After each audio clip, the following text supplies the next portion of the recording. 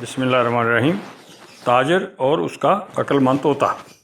ایک سوداگر کو ایک طوطا ملا جو ہندوستان سے پکڑا گیا تھا اور خوب باتیں کرتا تھا۔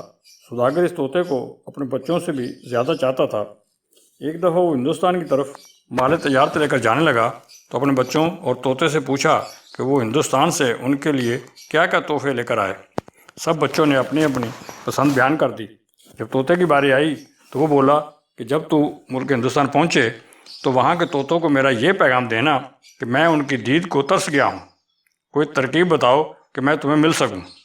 ساتھ ہی یہ بھی کہنا کہ تم تو آزاد ہواؤں میں اڑان کے مزے لیتے پھرتے ہو، جبکہ میں یہاں پنجرے میں قید ہوں، ہر وقت مجھے تمہاری یاد ستاتی رہتی ہے۔ سوداگر نے طوطے سے وعدہ کیا کہ وہ اس کا پیغام ہندوستان کے طوطوں تک ضرور پہنچائے گا۔ جب وہ تاجر ہندوستان کی سرزمین پر اترا تو اسے طوطوں کا ایک گول دکھائی دیا جو ایک ٹنڈ منڈ درخت پر بیٹھے ٹیں ٹیں کر رہے تھے۔ سوداگر نے انہیں طوطے کا پیغام دیا۔ ان طوطوں میں سے ایک طوطا پیغام سن کر غش کھا گیا اور پھر زمین پر دھڑام سے گرا۔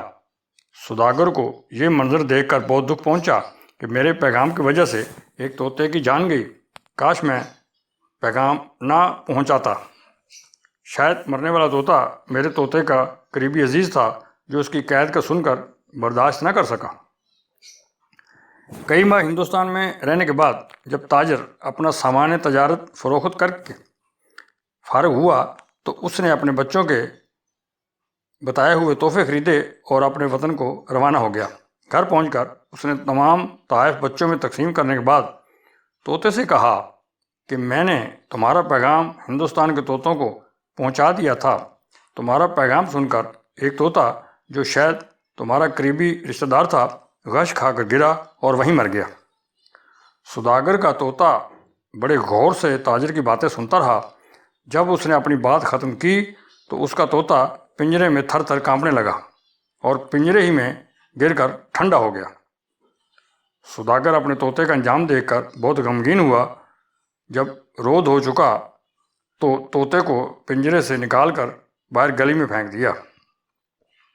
چند لمحوں کے بعد وہ دیکھ کر دنگ رہ گیا کہ اس کا طوطا اپنے پر پھڑ پڑا رہا تھا اور دیکھتے ہی دیکھتے اڑ کر قریبی درخت پر جا بیٹھا۔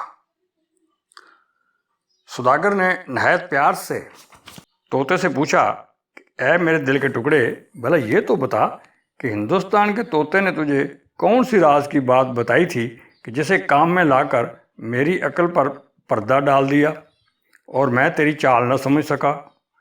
طوطے نے کہا کہ میرے ساتھی نے مجھے یہ بات بتائی تھی کہ تو کیوں نہ حق پنجرے میں قید پڑا ہے، میری طرح مردہ بن جا اور اپنی زبان بند کر، اسی طریق پر عمل کر کے ہی تو اس قید سے چھٹکارا حاصل کر سکتا ہے اور کوئی صورت نہیں۔ میں نے اس کی بات سمجھ کر عمل کیا اور تیری قید سے رہائی پا کر، اتنا کہہ کر طوطا اس درخت سے اڑا اور اپنے وطن کی جانب چلا گیا۔ مولانا روم رحمۃ اللہ علیہ اصل میں اس حکایت میں فرماتے ہیں کہ طوطے کا مرنا ایسے ہے جیسے نفس امارہ کو مارنا۔ جب تک انسان اپنے نفس امارہ کو مار نہیں لیتا تب تک وہ دین و دنیا کی بھلائی حاصل نہیں کر سکتا۔ اس کی آسان مثال یہ ہے کہ موسم بہار میں ہر شجر پر، زمین کے ہر ٹکڑے پر نئی شاخیں اور سبزہ اگاتا ہے، اگر نہیں اگتا تو پتھر پر۔ پتھر ایسی چیز ہے کہ ہمیشہ پتھر ہی رہتا ہے، اس لیے انسان کو چاہیے کہ اپنے آپ کو پتھر نہ بنائے، جس سے نہ تو خود کوئی فیض حاصل کر سکتا ہے اور نہ دوسروں کو اس سے کچھ فیض ملتا ہے۔